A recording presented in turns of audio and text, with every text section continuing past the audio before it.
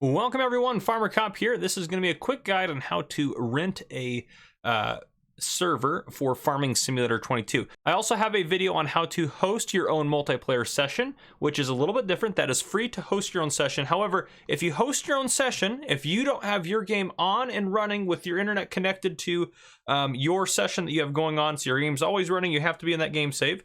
If you have it or you close it out, you save and close out or any of that stuff, if you're doing a multiplayer hosted a session, which is free to do. Again, you can do that in your game just by owning Farming Simulator 22. If you do it that way, the moment you close out, your friends or anyone else is not going to be able to hop on the server.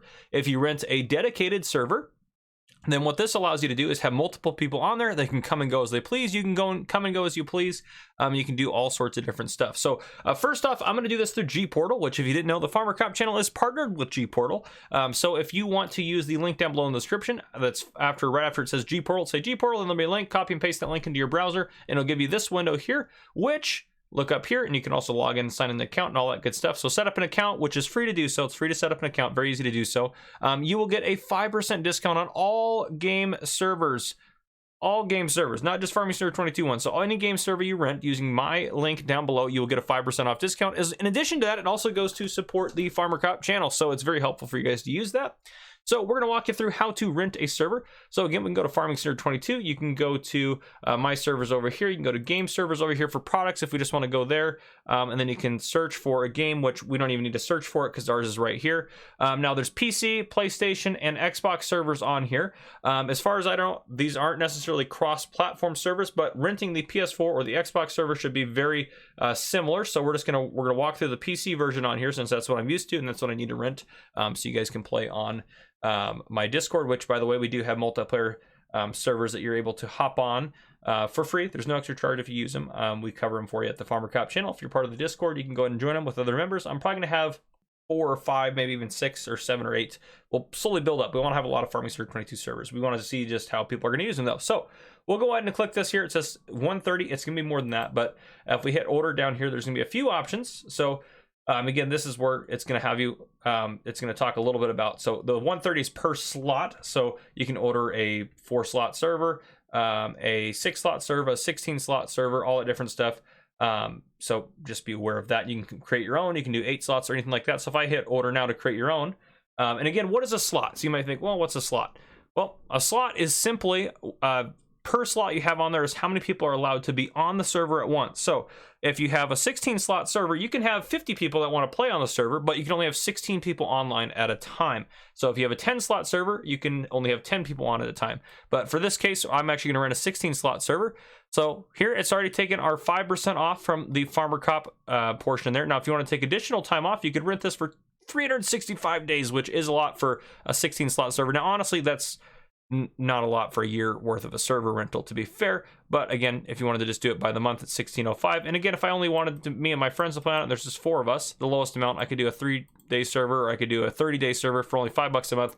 You and your friends can probably cover that pretty easily. So just be aware of that.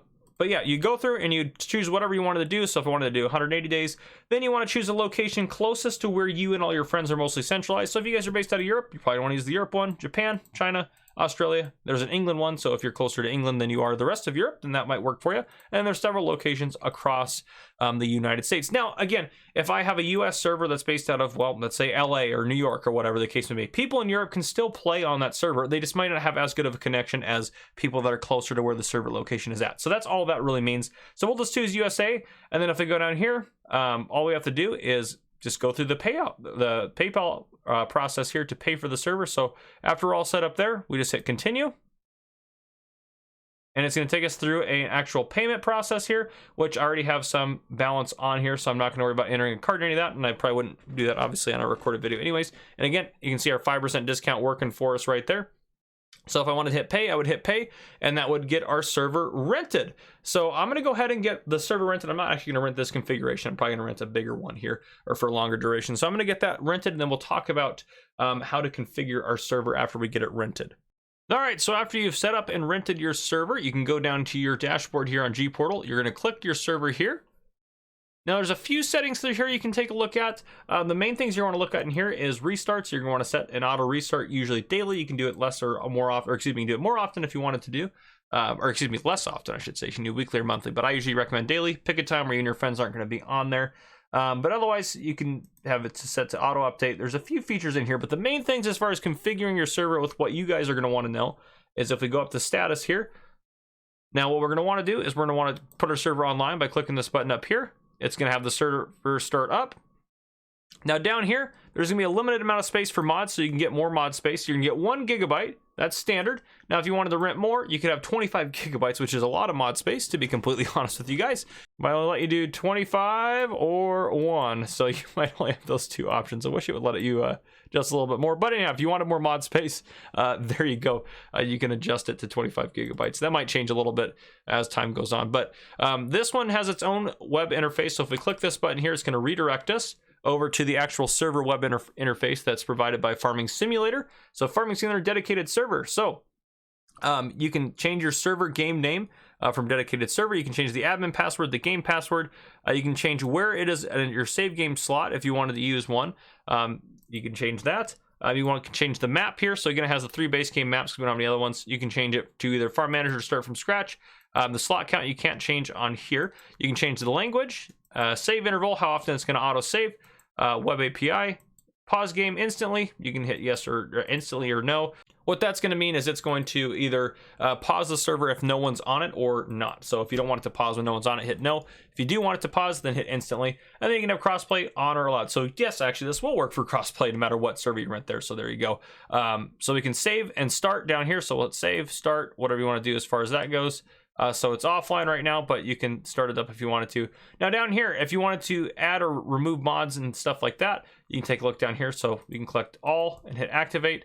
Now you should be able to go up to the top if I remember all this correctly. You can go to mods on here, and then you can choose. These are the mods that that are available on the mod hub here for you. So latest, tested, top downloaded, anything like that, or you can choose files of your own. So if you wanted mods that are not in the mod hub, you can upload files here, and then once they're uploaded, so if I added government subsidy mod, I'm going to download that onto the server, or it should 100% downloaded. So mod added to download queue.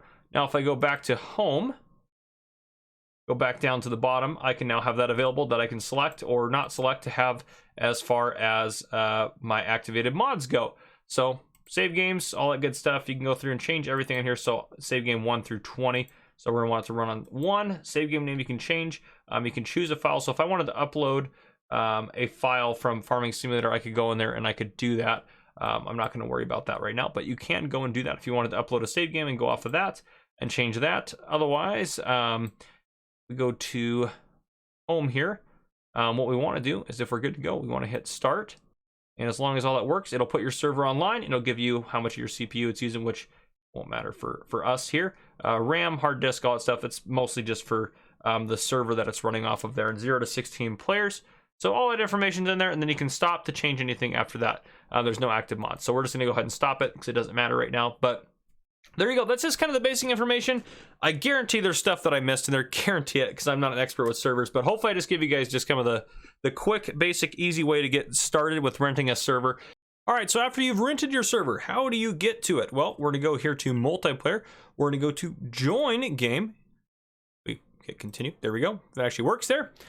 This will then, and you have to look for what game is the one that's gonna work for you, or whatever your game is titled. So if I do, mine should be Farmer Cop. There it is, Elm Creek. There it is. I just click it, and then I hit start, and then enter whatever password I set, and it will load into the game. So you can change the name inside of that portal we just looked at, as well as the password. So that's everything you guys need to know as far as servers go. If you guys enjoyed this video, please drop a like down below. If you haven't already, hit that subscribe button up on the screen to join the Farmer Cop channel, and turn on your notification bell so you don't miss any future videos that I may post. This has been Farmer Cop. Thank you guys for coming and watching.